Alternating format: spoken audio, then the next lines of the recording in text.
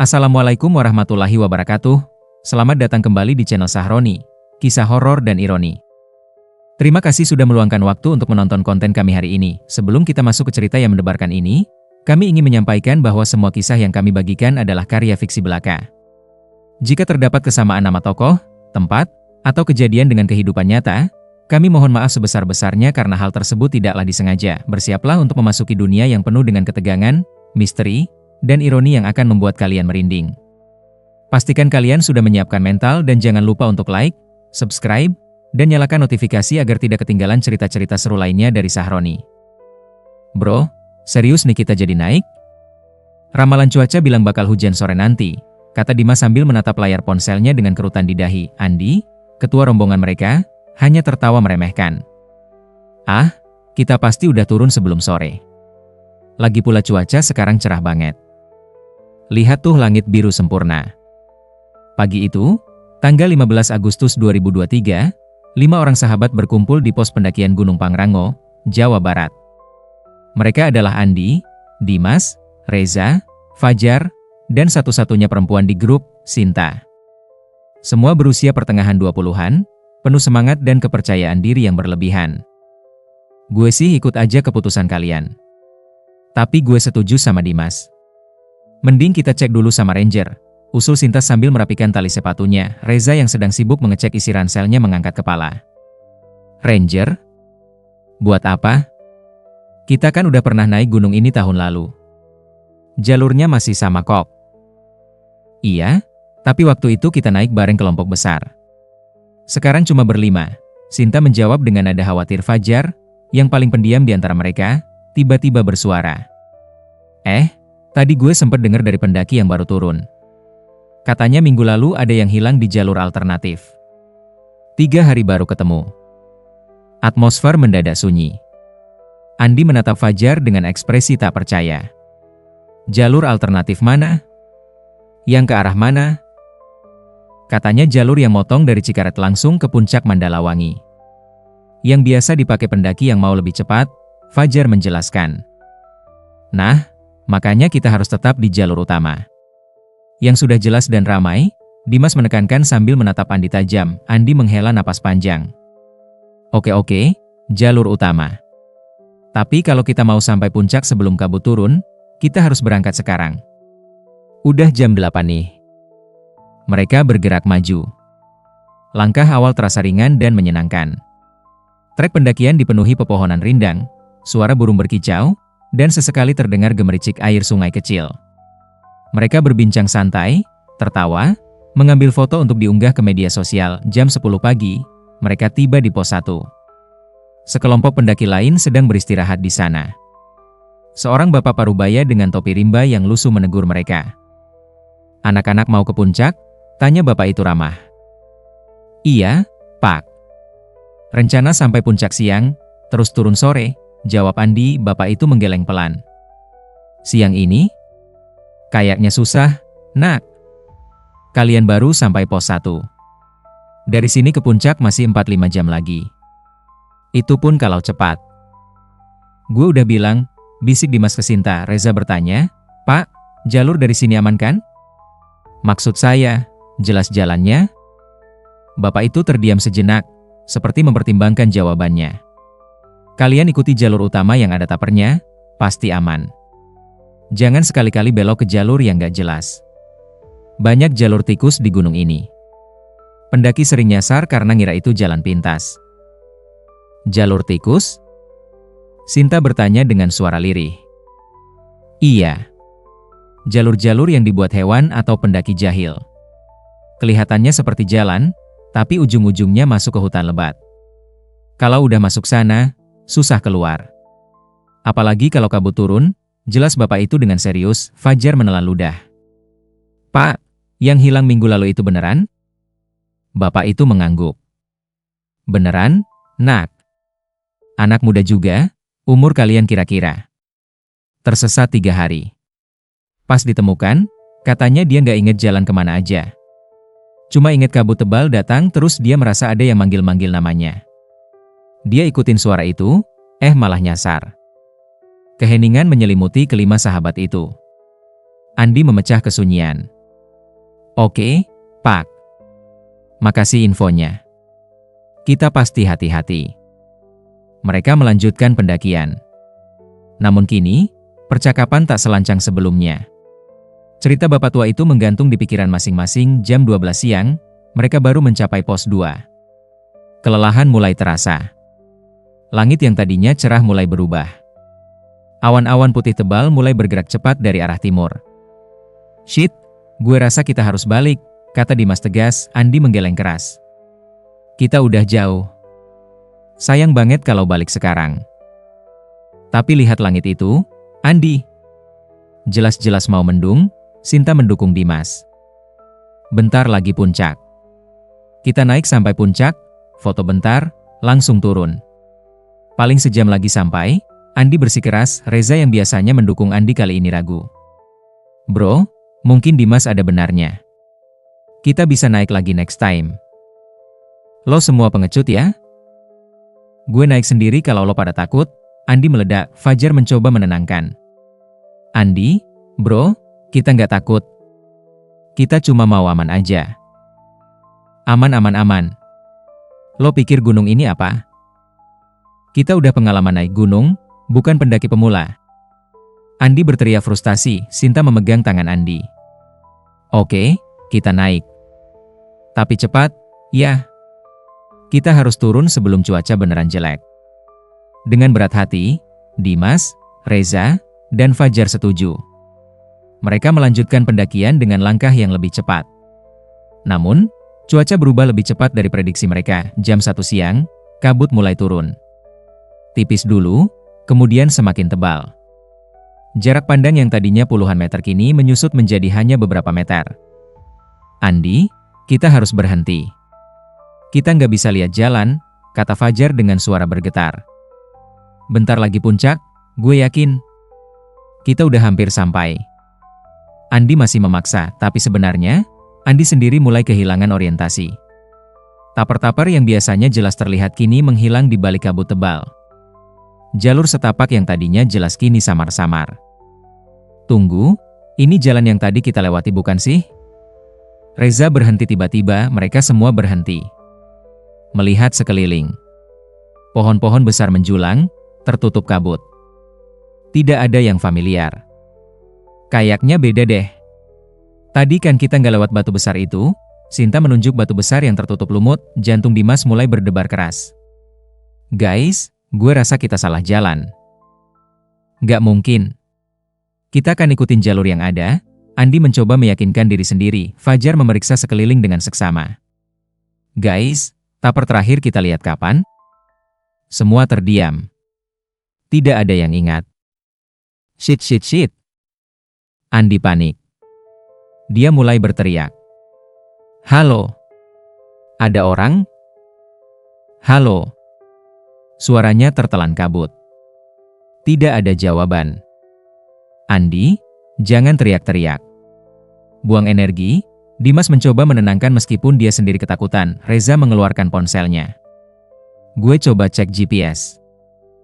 Gue udah cek dari tadi. Gak ada sinyal. Fajar menjawab lemah. Sinta mulai menangis. Gue udah bilang kita harus balik. Kenapa sih lo pada gak dengerin? Sekarang bukan waktunya nyalahin. Kita harus mikir gimana caranya keluar. Dimas membentak. Meskipun ada suaranya juga gemetar. Andi mencoba berpikir jernih. Oke, kita turun aja. Kalau kita terus turun, pasti ketemu jalur atau sungai. Atau kita bisa makin masuk ke hutan, Reza berargumen. Lo punya ide lebih baik? Andi balik bertanya dengan nada tinggi. Tidak ada jawaban. Mereka semua ketakutan, bingung, dan mulai kehilangan akal sehat. Kita turun, Andi memutuskan. Pelan-pelan. Kita jalan bareng, jangan sampai ada yang ketinggalan. Mereka mulai turun. Tapi medan semakin berat. Bukan jalur yang rata, melainkan lereng curam dengan bebatuan licin dan akar-akar pohon yang menonjol. Sinta tersandung beberapa kali. Lututnya berdarah.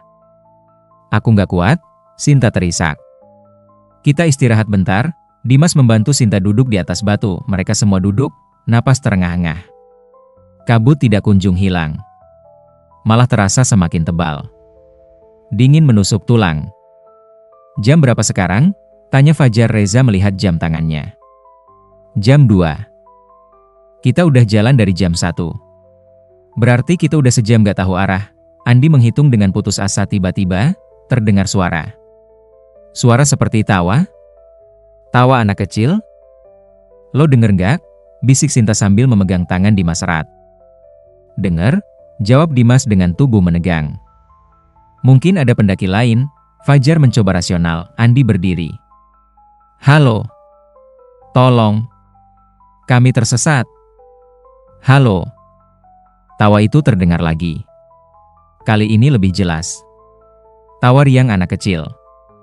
Tapi aneh. Seperti ada gema, seperti banyak suara yang tertawa bersamaan.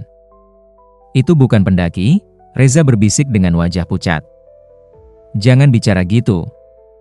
Sinta memukul lengan Reza. Kita harus jalan terus. Sekarang, Andi memerintah dengan suara bergetar. Mereka bangkit dan melanjutkan turunan. Tapi sekarang, mereka merasa ada yang mengikuti. Langkah-langkah di belakang mereka. Suara ranting patah. Suara daun bergesekan. Ada yang ngikutin kita? Fajar berkata tanpa menoleh ke belakang. Jangan noleh. Jangan berhenti. Terus jalan, Dimas memerintahkan dengan napas tersengal. Mereka berjalan lebih cepat. Hampir berlari menuruni lereng. Tapi tetap hati-hati karena medan berbahaya. Tiba-tiba, Reza berhenti. Tunggu. Tunggu sebentar. Kenapa lo berhenti? Andi menoleh dengan panik. Reza menunjuk ke depan dengan tangan gemetar. Itu pohon yang tadi kita lewatin. Semua menatap ke arah yang Reza tunjuk. Sebuah pohon besar dengan dahan yang patah membentuk huruf Y. Mereka mengingatnya karena bentuknya yang unik. Dan mereka lewat pohon itu sejam yang lalu. Gak mungkin. Kita akan turun terus, Sinta berbisik dengan mata terbelalak. Kita jalan melingkar. Fajar menyimpulkan dengan horor. Panik mulai menyebar seperti api. Andi menampar pipinya sendiri, mencoba tetap sadar. Oke. Kita coba arah lain. Kita jalan ke arah timur. Mana lo tahu mana timur? Kabut tebal gini. Dimas berteriak frustasi. Lo tahu yang lebih baik? Andi balik berteriak. Mereka bertengkar. Suara mereka menggema di hutan yang sunyi. Dan kemudian, dari dalam kabut, terdengar suara yang jelas. Tolong, semua terdiam. Suara itu suara wanita. Lemah. Memohon. Tolong aku, siapa itu? Sinta berbisik dengan tubuh menggigil. Halo? Siapa di sana? Kami juga tersesat. Andi memanggil. Tolong, aku kedinginan. Suara itu datang dari arah kiri mereka. Dari balik kabut tebal. Kita harus bantu dia, Reza berkata. Gak. Jangan. Itu bukan manusia, Fajar memperingatkan dengan serius. Lo gila apa? Itu jelas-jelas suara orang minta tolong. Reza mendorong Fajar. Dengar, gue gak mau resiko. Bapak tadi udah bilang, pendaki yang hilang katanya dengar suara manggil-manggil. Fajar menjelaskan dengan napas tersengal karena takut. Itu cuma cerita. Reza bersikeras. Guys, fokus. Kita nggak punya waktu buat debat. Dimas melerai, tapi Reza sudah berjalan ke arah suara itu. Halo, di mana kamu? Ikutin suara aku. Reza, balik. Andi berteriak, tapi Reza terus berjalan. Dan kabut menelannya. Dalam sekejap, dia menghilang. Reza. Sinta berteriak histeris. Mereka semua berlari ke arah di mana Reza menghilang. Tapi tidak ada. Reza menghilang seolah ditelan bumi. Reza. Jawab, bro. Andi berteriak sambil berlari ke sana kemari. Reza. Ini nggak lucu. Dimas juga berteriak, tapi tidak ada jawaban. Yang ada hanya keheningan. Keheningan yang mengerikan. Sinta jatuh berlutut. menangis sejadi-jadinya. Reza. Reza kemana? Fajar juga menangis. Gue udah bilang jangan ikutin suara itu. Andi menampar pipinya lagi. Lebih keras. Sampai pipinya merah. Oke. Kita nggak boleh panik. Kita harus tetap bareng. Berempat kita harus tetap bareng. Reza. Dimas memanggil lagi dengan suara serak. Reza, kalau lo denger, jawab. Please, bro. Tidak ada jawaban. Matahari mulai bergeser ke barat. Meskipun mereka tidak bisa melihat matahari karena kabut, mereka merasakan udara semakin dingin. Sore hampir tiba. Kita harus bikin api. Kita nggak bisa jalan dalam gelap, Fajar berkata dengan suara lemah. Kita nggak bisa berhenti. Kita harus cari Reza. Sinta masih terisak. Sinta, please. Kita nggak bisa bantu Reza kalau kita sendiri mati kedinginan, Andi berkata dengan lembut sambil memeluk Sinta. Mereka mencari tempat yang agak terlindung. Menemukan ceruk kecil di bawah batu besar. Fajar dan Dimas mencoba membuat api dengan korek yang mereka bawa. Untungnya, mereka membawa beberapa korek cadangan, api menyala. Sedikit kehangatan datang. Mereka duduk mengelilingi api kecil itu, saling berpelukan untuk berbagi kehangatan. Kita harus bertahan sampai pagi. Pagi nanti kabut pasti hilang, kita bisa lihat jalan, Andi mencoba meyakinkan. Reza di luar sana sendirian, Sinta berbisik dengan tatapan kosong, tidak ada yang menjawab. Karena mereka semua tahu, kemungkinan Reza selamat sangat kecil malam tiba. Gelap gulita. Kabut menjadi lebih pekat. Suara-suara hutan malam mulai terdengar. Jangkrik, burung hantu, dan suara-suara aneh yang tidak bisa mereka identifikasi. Kalian denger nggak? Fajar berbisik. Dengar apa? Dimas bertanya. Suara kayak orang jalan. Mereka semua menajamkan pendengaran. Dan benar, ada suara langkah kaki. Langkah yang lambat. Mendekati mereka. Siapa di sana? Andi berteriak sambil mengambil tongkat di sampingnya, tidak ada jawaban. Tapi langkah itu terus mendekat. Tunjukin diri lo. Dimas juga berdiri, siap bertahan dari balik kabut, muncul sosok. Sosok yang membuat mereka semua membeku. Reza, tapi ada yang salah. Reza berjalan dengan kaku. Matanya kosong. Wajahnya pucat seperti mayat. Dan yang paling mengerikan, mulutnya tersenyum. Senyum lebar yang tidak wajar. Reza? Sinta berbisik dengan suara gemetar. Hei teman-teman. Reza berkata dengan suara datar, monoton. Aku sudah menemukan jalan keluar. Reza, lo kemana aja? Gila lo. Kita khawatir. Andi mendekati Reza, tapi Fajar memegang tangan Andi. Jangan. Itu bukan Reza. Lo ngomong apa sih? Itu jelas-jelas Reza. Andi menepis tangan Fajar. Ikut aku, Reza berkata dengan senyum yang makin lebar.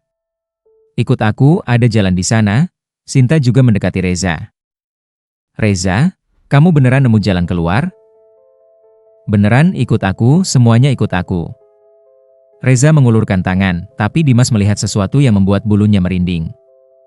Tangan Reza gemetar. Bukan gemetar karena kedinginan. Tapi gemetar seperti orang yang melawan sesuatu, dan kemudian, dalam sekejap, ekspresi Reza berubah. Senyumnya hilang. Digantikan ekspresi horor. Matanya melotot. Mulutnya terbuka lebar. Jangan ikut aku. Reza berbisik dengan suara yang sekarat. Lari-lari sekarang, dan kemudian, Reza ditarik. Ditarik oleh sesuatu yang tidak terlihat. Tubuhnya terseret ke dalam kabut. Dia berteriak. Teriakan kesakitan yang mengerikan. Reza.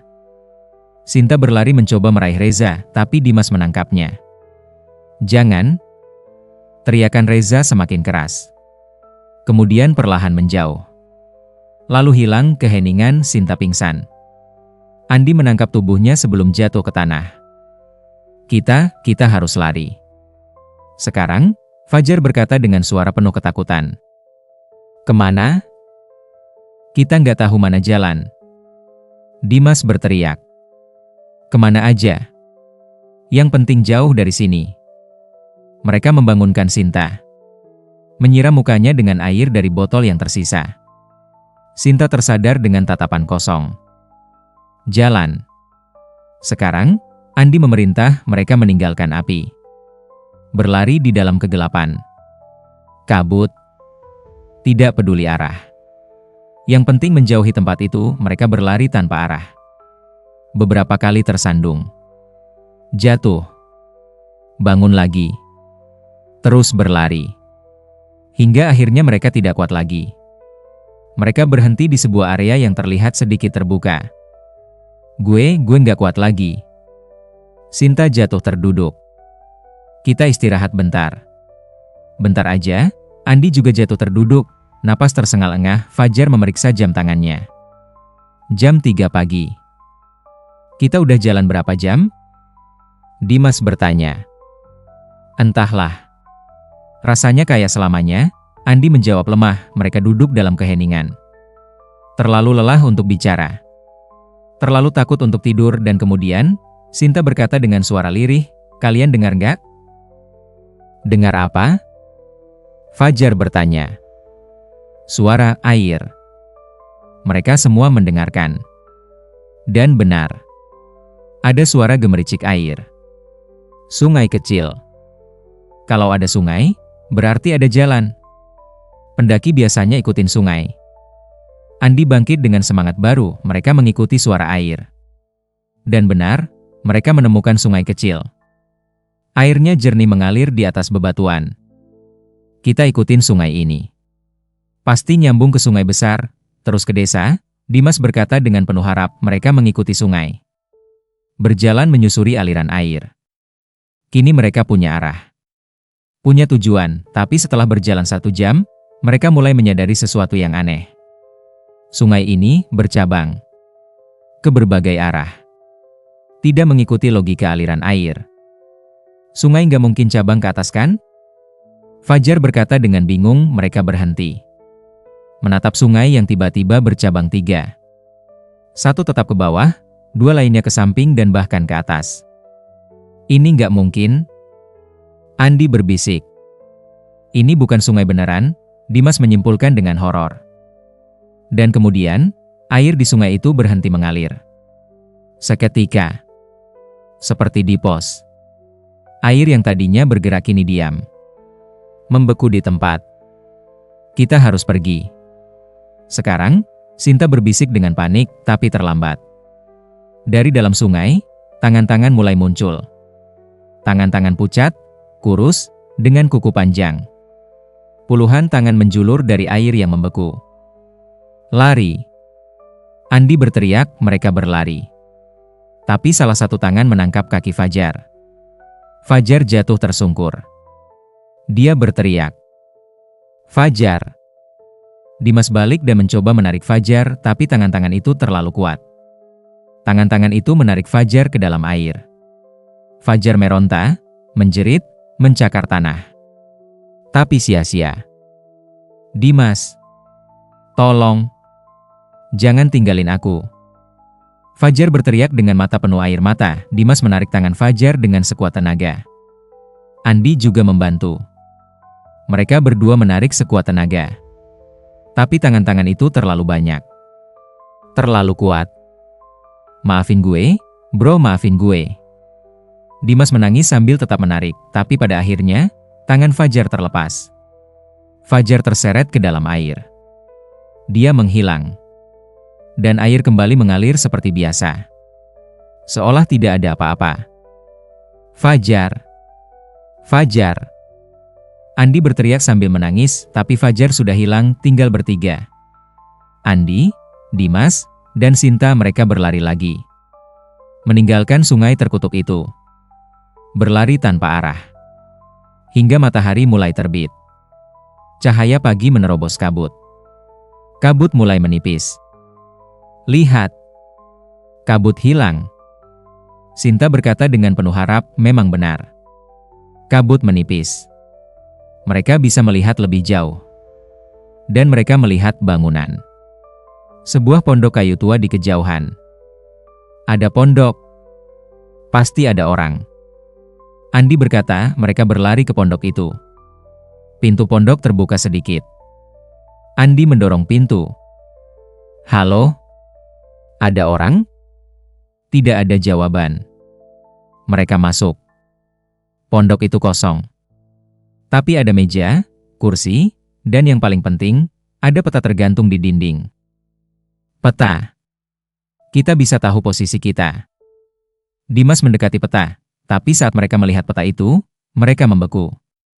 Peta itu, peta Gunung Pangrango. Tapi ada tanda X merah di beberapa tempat. Dan di sebelah setiap X, ada nama. Nama-nama pendaki, dan yang paling mengerikan, ada tanda X baru yang masih basah. Tinta merah yang baru saja ditulis. Dan di sebelahnya tertulis, Reza.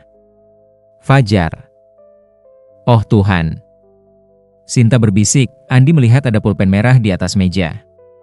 Pulpen yang tintanya masih basah. Siapa yang nulis ini? Andi berbisak dengan suara gemetar dan kemudian mereka mendengar suara. Suara pintu ditutup di belakang mereka. Mereka menoleh di pintu, berdiri sosok.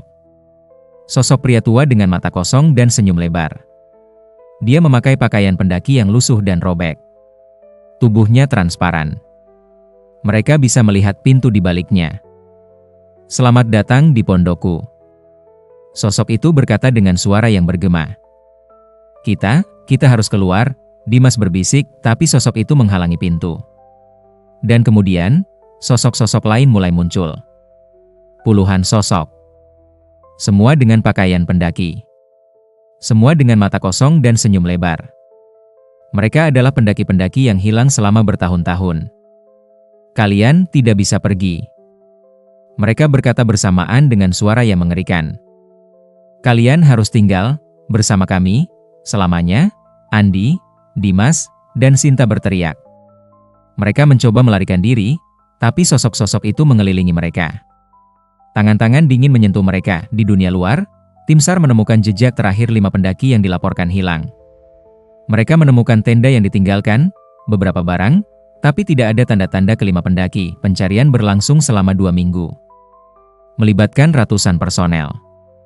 Tapi tidak ada hasil. Andi, Dimas, Sinta, Reza, dan Fajar menghilang tanpa jejak hingga suatu hari, 3 bulan kemudian, seorang pendaki menemukan sebuah pondok kayu tua di lokasi yang tidak pernah terpetakan.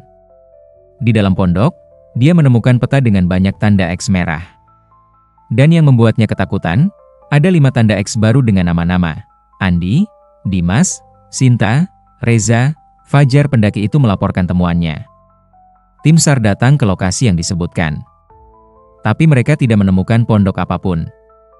Hanya hutan lebat. Hingga hari ini, kelima sahabat itu masih dinyatakan hilang. Tidak ada yang tahu apa yang sebenarnya terjadi. Orang tua mereka masih menunggu. Berharap suatu hari mereka pulang, tapi kadang-kadang, pendaki yang melewati area tertentu di Gunung Pangrango melaporkan hal aneh. Mereka mendengar suara tawa, suara percakapan, suara orang meminta tolong. Dan jika mereka mengikuti suara itu, mereka akan tersesat. Ada juga yang melaporkan melihat 5 sosok muda di kejauhan. Berjalan dalam kabut. Melambaikan tangan. Seolah meminta bantuan, tapi mereka yang bijak tahu untuk tidak mengikuti. Karena jika mereka mengikuti, mereka akan menjadi bagian dari legenda yang sama, legenda tentang pondok terkutuk di Gunung Pangrango. Tempat di mana pendaki yang tersesat tidak pernah pulang. Mereka tinggal di sana. Selamanya. Dalam kegelapan. Dalam kabut. Dalam ketakutan yang tak berujung, dan setiap tahun, jumlah X merah di peta itu terus bertambah. Seorang ranger Gunung Pangrango, Pak Tarno, seringkali memperingatkan pendaki baru tentang jalur-jalur terlarang. Jangan pernah mengikuti suara di gunung ini, katanya serius.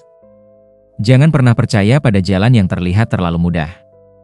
Dan jika kalian melihat pondok tua, jangan masuk. Jangan pernah masuk. Beberapa pendaki menganggapnya tahayul. Tapi Pak Tarno tahu lebih baik. Dia pernah kehilangan adiknya di gunung ini. 20 tahun lalu. Dan hingga hari ini, dia kadang masih melihat adiknya. berdiri di kejauhan. Di dalam kabut. Tersenyum. Melambai. Memanggilnya untuk bergabung, tapi Pak Tarno tidak pernah mengikuti. Karena dia tahu, jika dia mengikuti, dia tidak akan pernah pulang, dan malam ini, saat dia duduk di pos ranger, dia mendengar ketukan di pintu. Dia membuka pintu. Tidak ada siapa-siapa. Tapi di tanah, ada peta. Peta Gunung Pangrango. Dengan banyak tanda X merah, dan ada tanda X baru yang masih basah. Di sampingnya tertulis namanya, Tarno. Dia menatap peta itu dengan horor. Kemudian membakarnya. Dia mencoba untuk tetap tenang. Tapi dia tahu, waktunya sudah dekat. Gunung ini tidak pernah melupakan. Gunung ini selalu menuntut korbannya, dan malam itu, kabut mulai turun lagi. Terima kasih yang sebesar-besarnya sudah setia mendengarkan kisah sampai selesai. Kehadiran kalian adalah motivasi terbesar bagi kami untuk terus menghadirkan cerita-cerita horor yang tidak hanya menegangkan, tapi juga penuh dengan ironi kehidupan yang menggugah pikiran. Jangan lupa untuk subscribe dan aktifkan notifikasi agar kalian tidak melewatkan kisah-kisah berikutnya yang pastinya akan membawa kalian masuk lebih dalam ke dunia misteri dan keanehan yang menggelitik rasa penasaran. Sampai jumpa kembali di cerita selanjutnya. Semoga malam kalian penuh kedamaian, dan keberanian kalian tak pernah surut menghadapi kegelapan. Wassalamualaikum warahmatullahi wabarakatuh.